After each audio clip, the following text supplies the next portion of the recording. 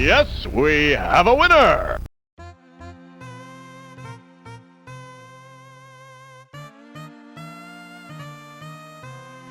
At last, my magnum opus is now complete.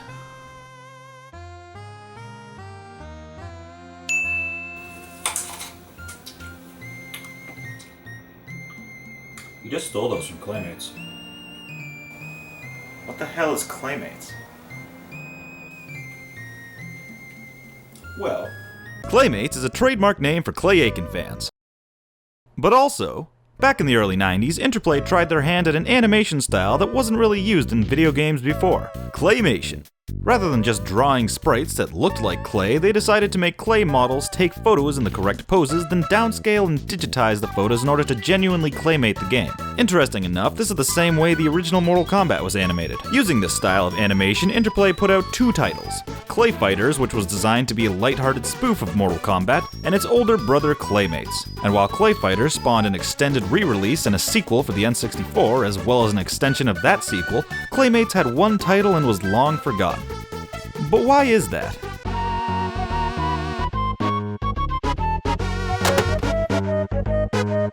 The game opens up with Clayton talking to his father, who just invented a formula which can turn clay into animals. But all of a sudden, a giant shows up and kidnaps your father, steals the formula, and turns you into a clay ball. Don't write a blue balls joke. Don't write a blue balls joke. Don't write a blue balls joke. Damn it. Being a clay ball, Clayton now has the ability to take bits of clay and change into different animals. And okay, I'll say it. Wasn't he already clay? Isn't everything in this world clay? Why did it take turning into a ball to be able to use this transformation? If it's thanks to the formula, then how is he using it? Didn't take the formula? And if the formula creates clay animals, then where did all these animals come from before? And if the can turn people into clay, then what did he need the formula for? And why the hell am I picking apart the plot holes in Claymates? Let's move on. These animals are Goopy the fish, who can swim fast and spit bubbles; Muckster the cat, who can climb walls and is always so damn proud of himself; Globmeister, the whatever the hell he is, who can toss some nuts; Dodo the duck, who can do fucking nothing, he is useless; and Uzi the mouse, who can...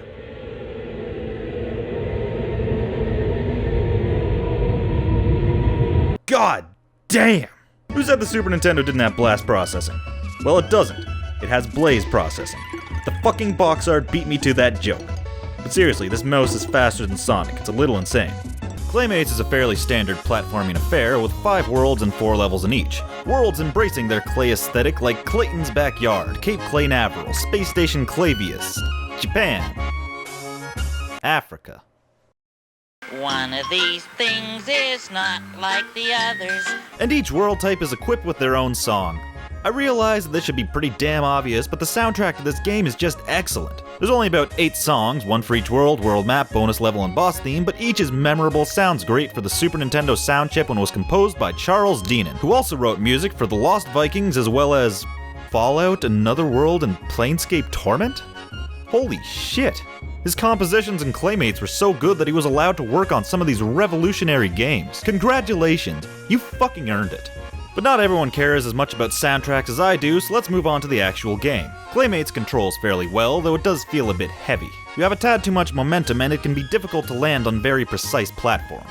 But other than that, it's mechanically adequate. It feels good to run and jump. Every transformation works well except for the fish, because despite transforming into a different animal, the swimming controls stay the same as you have to heavily mash the jump button in order to get any height. And the duck, because he has no fucking purpose. But solid mechanics only go as far as the levels they are used in, and that's where Claymates drops the ball. It is truly amazing how many design flaws are present here, so I'll just bring them all up as we get to them. When dropping into level 1, the first thing that's apparent is the camera is a little bit too close, and you can't really see too far in the distance. And I get why they did this, because the game looks great.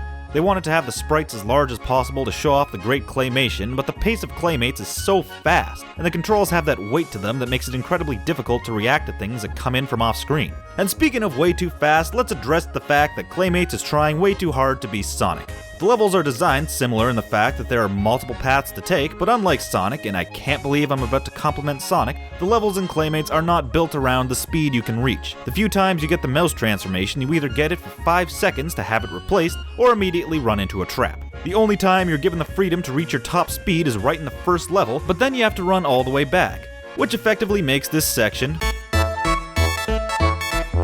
And I just mentioned my next problem. Almost every time you get a power-up, you can have it replaced in about 5 seconds. There are few if any sections where the abilities of each animal come into play, which is easily the biggest missed opportunity in the entire game. Ooh, I got the cat, I'm gonna climb up walls and explore new areas and oh. If the animals all give you powers which would benefit exploration, then why are the levels not built around these? I suppose the answer is that the power-up system is Mario style, where you lose it if you get hit and the level needs to be traversable as the default ball, but I feel the game would have been much stronger if it was built in more of a Kirby style, where transformations last until they're no longer needed. As it is now, the animals are either completely pointless or help you get small, meaningless bonuses. The only exception is you're always given the fish near water, but honestly that's pretty brain-dead obvious. After every level, you play a little robot minigame. Why? Who the hell cares? It's fun. Here in level 2, ooh, a triangle! Oh. Hey, what does this do? Oh. I want to climb this pole. Oh. Run really fast. Oh. Still in the first world, and I've already encountered as many deadly traps as the entire Saw series. 1, 2, skip a few, and we arrive at world 2. I shouldn't rhyme. Shut up. Cape Claynaveral. It's a water world. May God help us all. And yeah, we get 4 water-based levels in a row.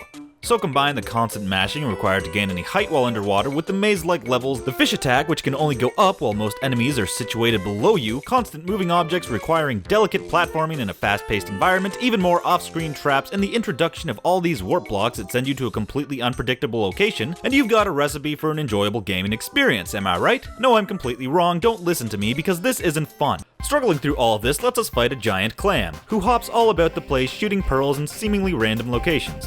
Want to get in close and get some good shots? Well then you're an idiot, because then you get sucked into these absurdly strong vortexes and have to spend a full minute flying through boring tunnels in order to get back to the fight. Shoot enough bubbles at a hard-shelled oyster and we launch over to Japan. How's Japan? More mazes, more traps, and not enough sushi. But at least I can talk about the bonus level. At the very end of each level you collect 1 letter. If you spell it clay, then you drop down to a bonus level. It sucks. Have you ever played a bonus level where you get 10 minutes to finish and there's no other way to fail?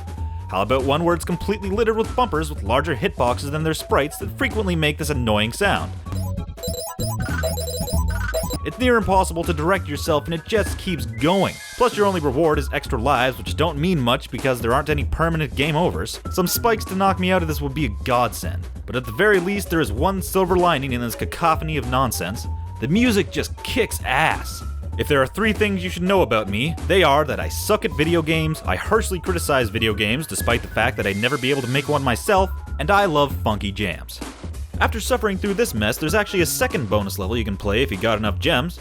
This one isn't nearly as terrible though, just bounce around and hit all the glowing squares. Pleasant but still pointless.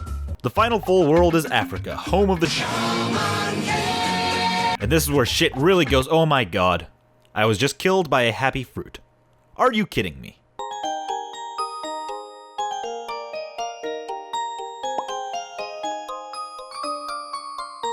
So why doesn't the grabby flower kill me?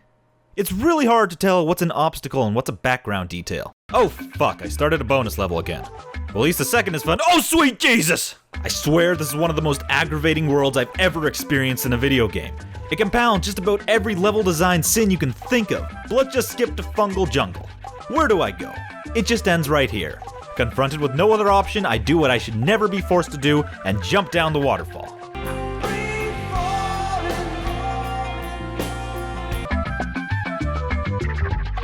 Are you fucking kidding me?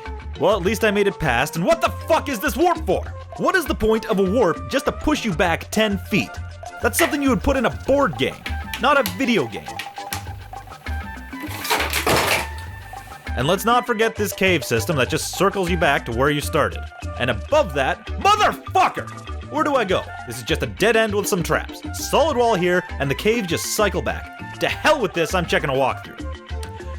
So it turns out the entire section of level here was... What you actually have to do is jump up these logs right at the beginning of the level, and jump in this out-of-the-way warp. This is fine.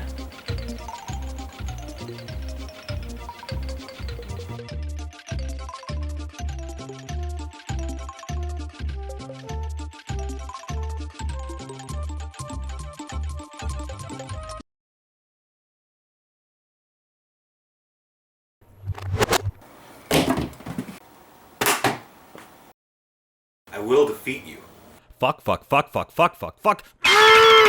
I've reached the We get the fucking joke! For some reason, he's actually not that hard. He has a tricky pattern, but once you figure it out, you wreck him.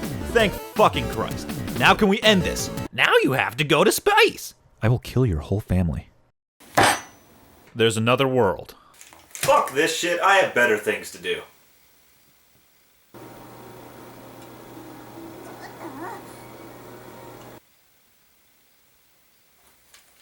Okay, maybe not. Let's go! Oh, come on! I died to these guys so many times that I actually learned how to exploit their AI. They jump every time you jump for some reason, so just hop and smack until they die. Okay, this level is almost as bad as Fungal Jungle. There are so many paths to take, ridiculous traps, warps back to the beginning, and just utter confusion all around. Also, what is this? How come I can go behind these objects? I mean, it's sitting behind the platforms right here, but they're in the foreground. That's not how it works. Now look at this shit. I literally can't get through here without taking a hit. I need to pay passage with my own blood.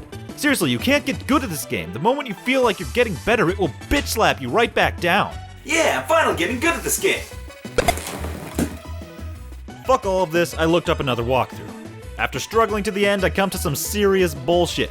There are 3 unavoidable shock traps. The only way I could get through this is by being at full health as the mouse and abusing the invincibility frames. I assume you can turn these off by exploring the full level, but there's no indication that something shuts them off, and who the hell has time for that? Luckily, Spaceland is just one standard level. The last level is... a rail shooter? Why the hell?